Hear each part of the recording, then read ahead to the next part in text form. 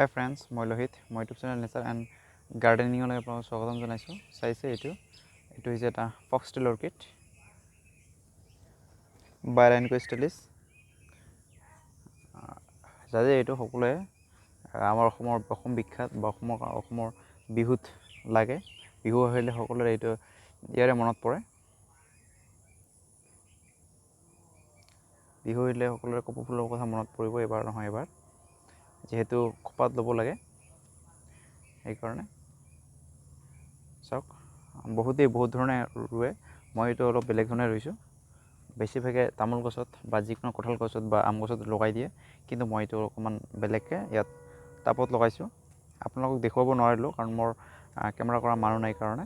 মই অকলে ভিডিঅ' কৰিছোঁ, সেইকাৰণে মই নিজে এইটো পটিং কৰিছোঁ, বা মোৰ কেমেৰা ষ্টেণ্ডো নাই, সেইকাৰণে মই আপোনালোকক দেখুৱাব নোৱাৰিলোঁ। তাৰ কাৰণে মই ক্ষমা খুজিছোঁ আপোনালোকৰ ওচৰত।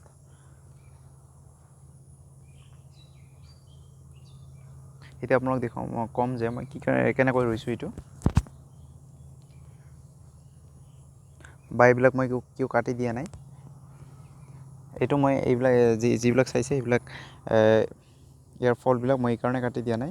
ইয়াৰ পৰা হয়তো বেছি হৈ আৰু হ'ব পাৰে, সেইকাৰণে। যিহেতু মোৰ এই ফক্সটেল অৰ্কিড এটাই আছে, বেলেগ নাই আৰু মোৰ। এইবাৰে প্ৰথম কেইদিনমান আগতে মই পাইছোঁ, এইটো পাই কিনে ৰুইছোঁ।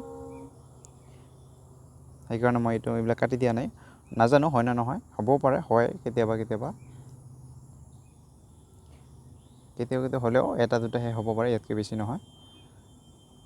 গতিকে মই এইবাৰ ইয়াৰ পটিং মিক্সৰ কথা কওঁ। মই ইয়াত কি দিছোঁ।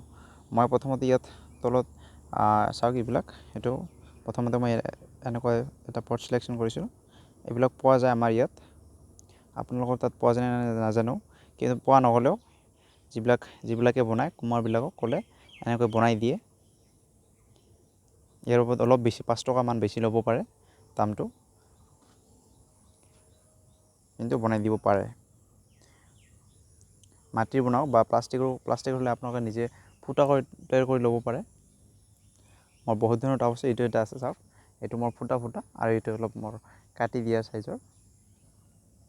ইয়াত মই দিছোঁ প্ৰথমতে দেখিছে এইবিলাক নাৰিকলৰ বাকলি, তাৰপিছত ইয়াত আছে মোৰ এঙাৰ আছে। মই ইয়াত দিছোঁ, প্ৰথমতে কৈছোঁ যে ইয়াত মই তলত তেতিয়া একেবাৰে ফুটাটোত মই দিছোঁ ইটৰ টুকুৰা সৰু সৰু 1 ইঞ্চিমান। মই অলপ ইমানখিনি ওখ কৰি মই ইটৰ টুকুৰা দিছোঁ, যাতে তাত পানী জমা হ'ব নোৱাৰে, পানীখিনি ওলাই যায়। তাৰপিছত মই দিছোঁ ইয়াত পটিং মিক্স। যেতিয়া মই বনাইছোঁ তেতিয়া মই নাৰিকলৰ বাকলিবিলাক কাটিছোঁ, বাকলি কাটি তাৰপিছত মই ইয়াত এইবিলাক এঙাৰ দিছোঁ। তাৰপিছত মই দিছোঁ ইয়াত গছৰ ছাল, চাইছে এইবিলাক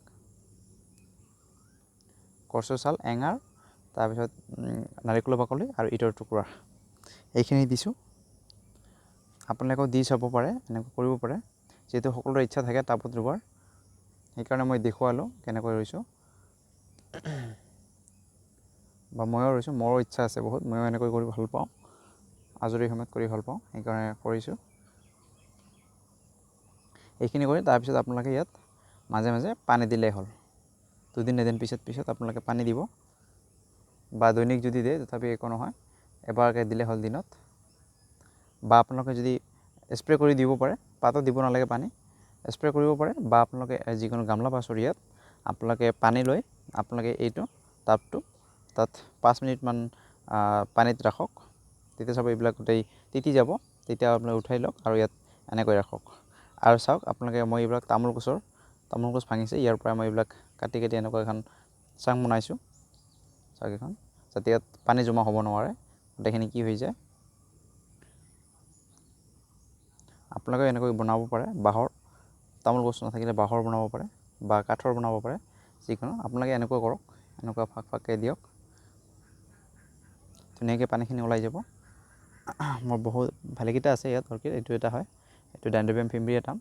এইটো নকওঁ বাৰু, ইয়াৰ বিষয়ে মই বহুত সময় কৈয়ে থাকোঁ। আজি মই ফক্সটেলৰ বিষয়ে কৈছোঁ যাতে এইটোৱেই কৈ থাকোঁ। এনেকৈ কৰক আপোনালোকে যত্ন। আপোনালোকে নাৰিকলৰ বাকলি আৰু মুঠতে গাছৰ ছাল নাপালে আপোনালোকে ইয়াৰ উট চাৰকল দিব, বা এই এঙাৰ দি দিয়ক। ছাইবিলাক দিব নালাগে বাৰু, বহুতে ইয়াত গোবৰ দিব বিচাৰে, বা মাটি দিব বিচাৰে সেইবিলাক একো দিব নালাগে। সেইবিলাক দিলে আপোনালোকৰ গছটোৱে মৰি যোৱাৰ চান্স থাকে, বা এই কপৌ ফুলক মাটি বা গোবৰ তেনেকুৱা নালাগে, যিহেতু ইহঁত গছৰ তলত বা গছতহে হয়। সেইকাৰণে আপোনালোকে এনেকৈ কৰক, আপোনালোকৰ ধুনীয়াকৈ হ'ব।